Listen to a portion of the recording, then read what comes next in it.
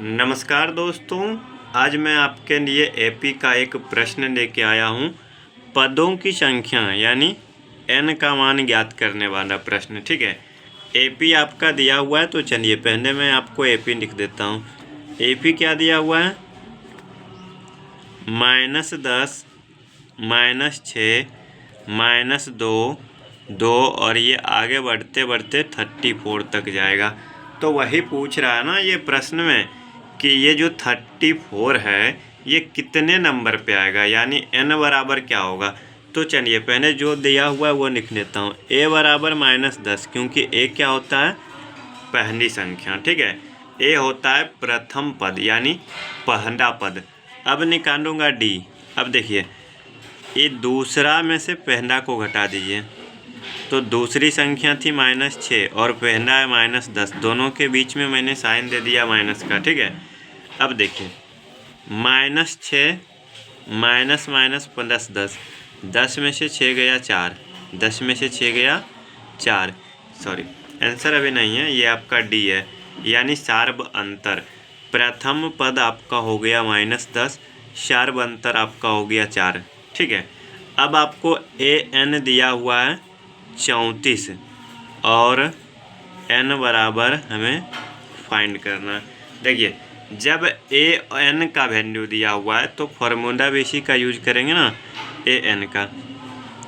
an बराबर a plus n minus 1 into D.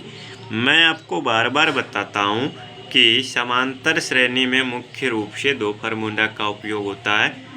an का अगर पदों की संख्या का बात आए तो an, अगर योग का बात आ जाए पदों का संख्या का योग तो sn बराबर होता है। ठीक है, an बराबर कितना है बच्चों? 34। a का मान कितना है? -10। n का मान फाइंड करना है और d का मान है 4। आप देख सकते हो a बराबर -10, d बराबर 4, an बराबर 34, n बराबर वाट। ठीक है, अब देखिए -10 इसको मैं इस साइड भेज दूंगा तो 34 में 10 जुड़ेगा तो ये आपको हो जाएगा 44। अगर आप चाहो तो यहाँ लिख भी सकते हो एक स्टेप बढ़ा के 34 प्लस 10। ठीक है, बराबर n-1 इंटू 4।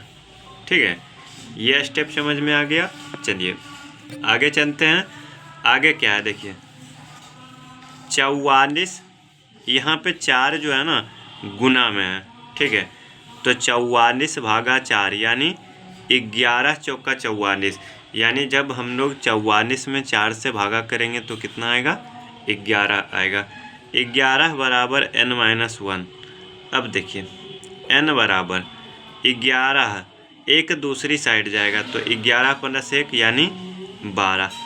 तो हमारा जो समांतर श्रेणी था -10 -6 -2 2, इसी प्रकार से आगे बढ़ते बढ़ते जब हम लोग 12 पद तक जाएंगे तो आपका जो ये संख्या होगा 34 यानी 34 होगा।